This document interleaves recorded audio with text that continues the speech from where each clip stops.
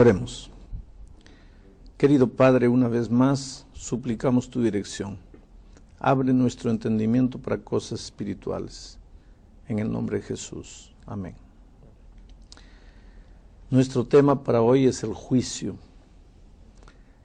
Nadie quiere hablar de juicio.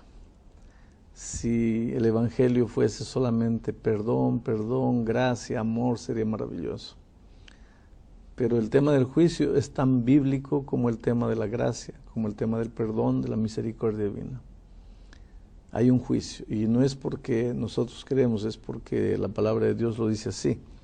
Déjenme leer Eclesiastés capítulo 12, versículo 14, dice: porque Dios traerá toda obra a juicio, juntamente con toda cosa encubierta, sea buena o sea mala. Dios traerá toda obra a juicio, hasta las cosas encubiertas, sentimientos, pensamientos, todo será juzgado. Leo ahora segunda a los Corintios, capítulo 5, versículo 10, dice así: porque es necesario que todos nosotros comparezcamos ante el tribunal de Cristo, para que cada uno reciba según lo que haya hecho mientras estaba en el cuerpo, sea bueno o sea malo. O sea, un día vamos a tener que comparecer delante del tribunal divino. Y en Hechos capítulo 17, versículo 31 dice: por cuanto ha establecido un día en el cual juzgará al mundo con justicia por aquel varón a quien designó, dando fe a todos de haberle levantado de los muertos. Por cuanto ha establecido un día. Quiere decir que ya hay un día establecido para el juicio. ¿Y cuál es ese día?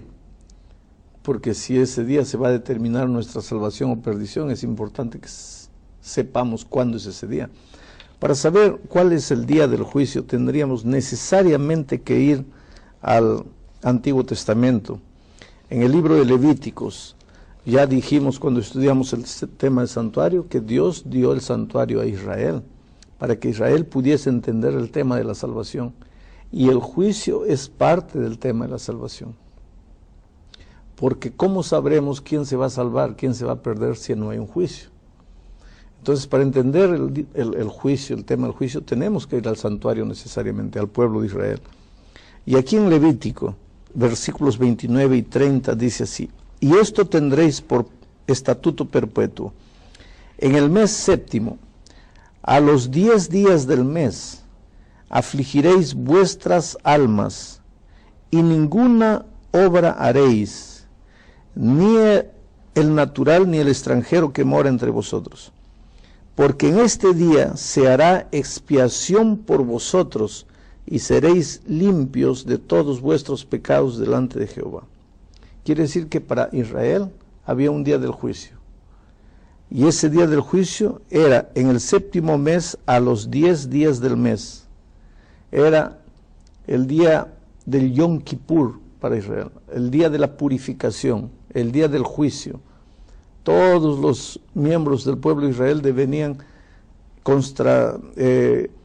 hacer examen de conciencia y suplicar a Dios perdón por sus pecados, porque ese día para ellos estaba siendo el día del juicio. Ahora, hay una profecía muy interesante aquí en el libro de Daniel. Es una pena que poca gente conozca esta profecía. Es impresionante. Dice así Daniel 8:14. Y él me dijo: hasta 2300 tardes y mañanas, luego el santuario será purificado. Si para Israel el día del juicio era el día de la purificación del santuario, quiere decir que para el mundo el día del juicio será el día de la purificación del santuario celestial. Por eso era necesario que estudiásemos el tema del santuario, que ya estudiamos. Hay un santuario en el cielo, y ese santuario también será purificado. Y el día de la purificación de ese santuario será el día en que empezará el juicio de la humanidad. Ahora, esta profecía de Daniel 8:14 dice: hasta 2300 tardes y mañanas, y entonces el santuario será purificado. Yo no voy a explicar la profecía, porque ese sería tema por lo menos para 2 periodos de 20 minutos. Pero quiero decirles una cosa, esa profecía, de acuerdo a los estudios del libro de Daniel, comienza el año 457 a.C., con el decreto de Artajerjes para reconstruir los muros de la ciudad. Ahora, si empezamos a contar del año 457 a.C., 1, 2, 3, 1000, 2300 años, vamos a ver que esa profecía termina el 22 de octubre del año 1844, hace poco tiempo atrás relativamente. 22 de octubre de 1844. Ese día, 22 de octubre de 1844, sucedieron 2 cosas. Una cosa sucedió aquí en la tierra y otra cosa sucedió allá en el cielo. En el cielo empezó la obra del juicio. Así como el sacerdote en Israel, una vez por año, entraba al lugar santísimo para purificar el santuario, y era el día del juicio, el 22 de octubre del año 1844, allá en el cielo, el sumo sacerdote, que está descrito en Hebreos, entró al lugar santísimo para empezar la obra del juicio. Y esa obra de juicio está muy claramente relatada aquí en el capítulo 7 del libro de Daniel.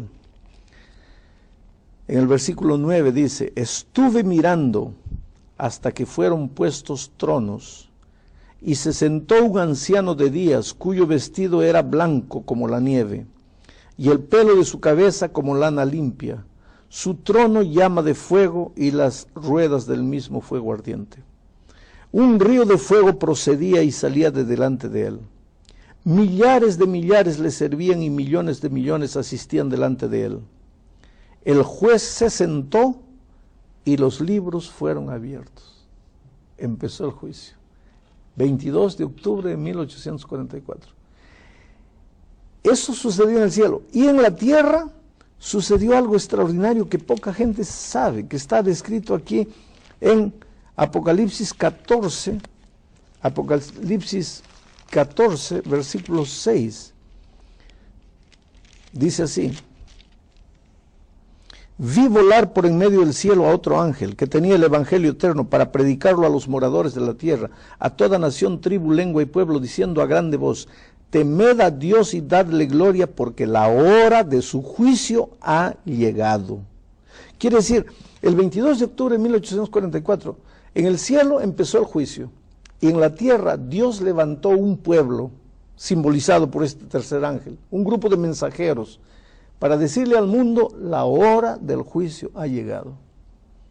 Y esta iglesia es la iglesia que proclama a voz en cuello que en 1844 la hora del juicio llegó.